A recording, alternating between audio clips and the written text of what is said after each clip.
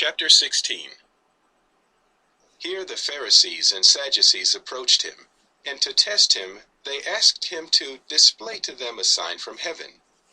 In reply, he said to them, "When evening falls, you say, 'It will be fair weather, for the sky is fire red.' And in the morning, 'It will be wintry, rainy weather today, for the sky is fire red, but gloomy.' You know how to interpret the appearance of the sky, but the signs of the times you cannot interpret. A wicked and adulterous generation keeps seeking a sign, but no sign will be given it, except the sign of Jonah." With that he went away, leaving them behind. Now the disciples crossed to the other side, and forgot to take bread along. Jesus said to them, "Keep your eyes open, and watch out for the leaven of the Pharisees and Sadducees." So they began to reason among themselves, saying, "We did not take any loaves along." Knowing this, Jesus said, "Why are you discussing among yourselves that you have no loaves, you with little faith? Do you not yet see the point? Or do you not remember the 5 loaves in the case of the 5,000, and how many baskets you took up? Or the 7 loaves in the case of the 4,000, and how many large baskets you took up?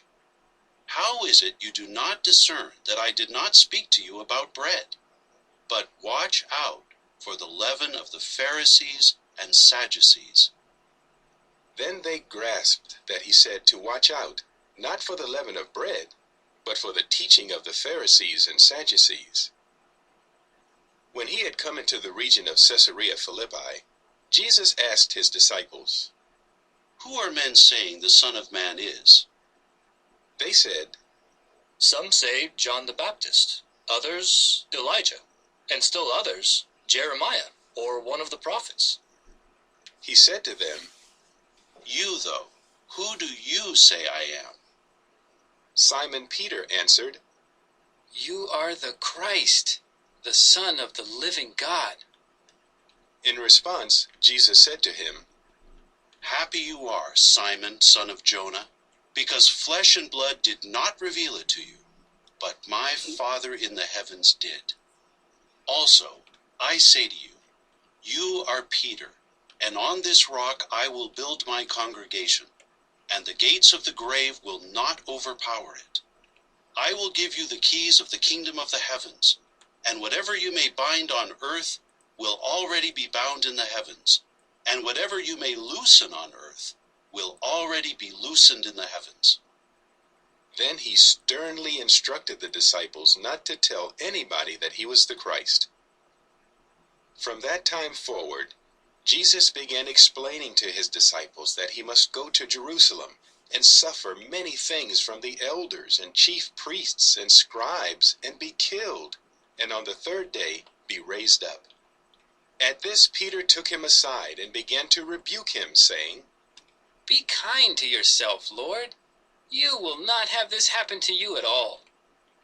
But turning his back, he said to Peter, "Get behind me, Satan.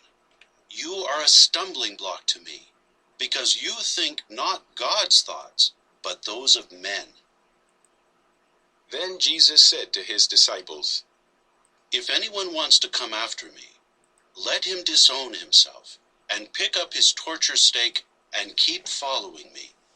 For whoever wants to save his life will lose it, but whoever loses his life for my sake will find it.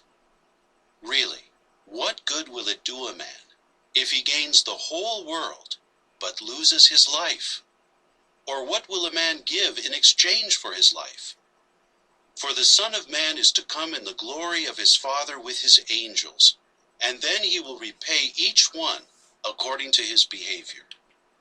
Truly I say to you, that there are some of those standing here who will not taste death at all, until first they see the Son of Man coming in his kingdom."